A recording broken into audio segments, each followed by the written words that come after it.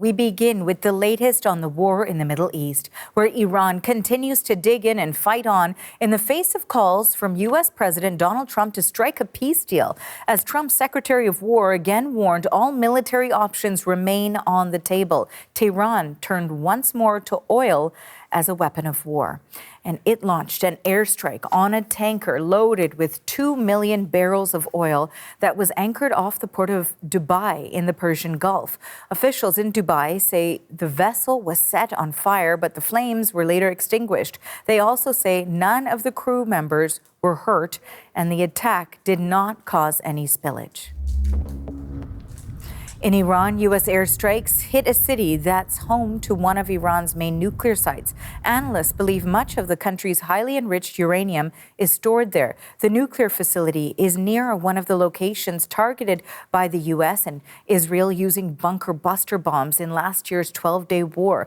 And as Iran maintains its chokehold on the Strait of Hormuz, Donald Trump sent out a message today on social media. In it, he lashed out at U.S. allies, telling them to build up courage to go to the Strait to get their own oil.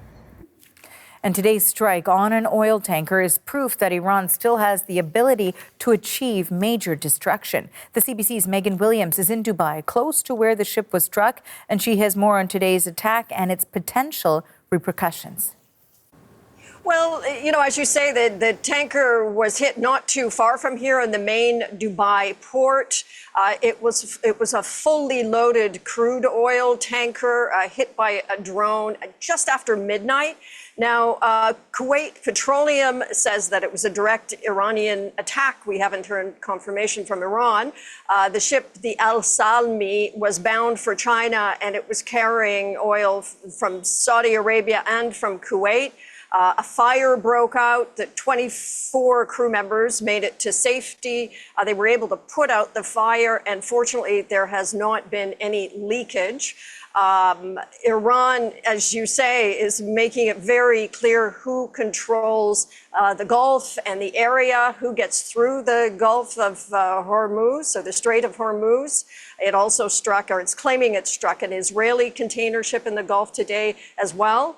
But it's letting through some ships. China has confirmed that 3 massive container ships flying the Chinese flag have been allowed through the Gulf.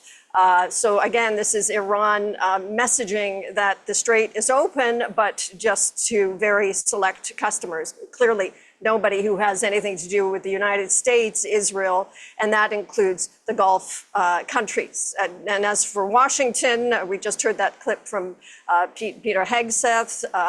The U.S. keeps sending troops, military assets to the region.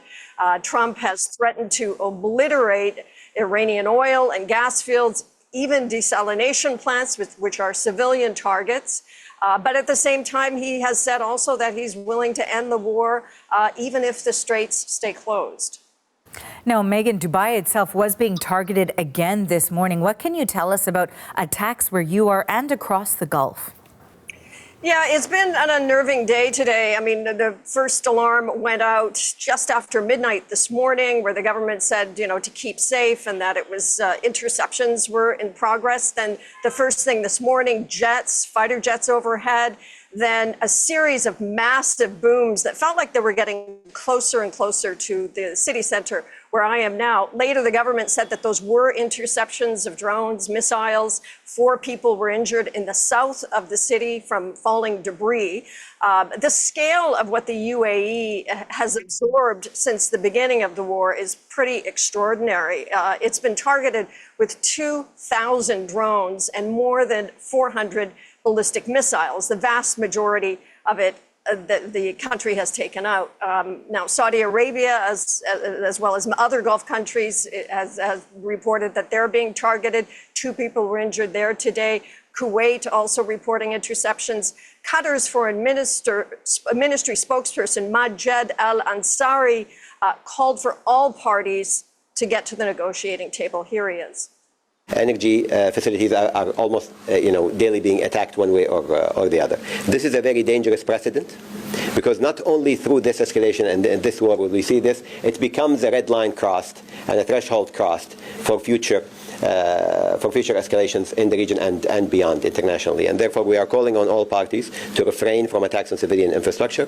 The peoples of the region are not part of this war. The peoples of the region are not the targets of this war, and the peoples of the region are not the instigators of this war.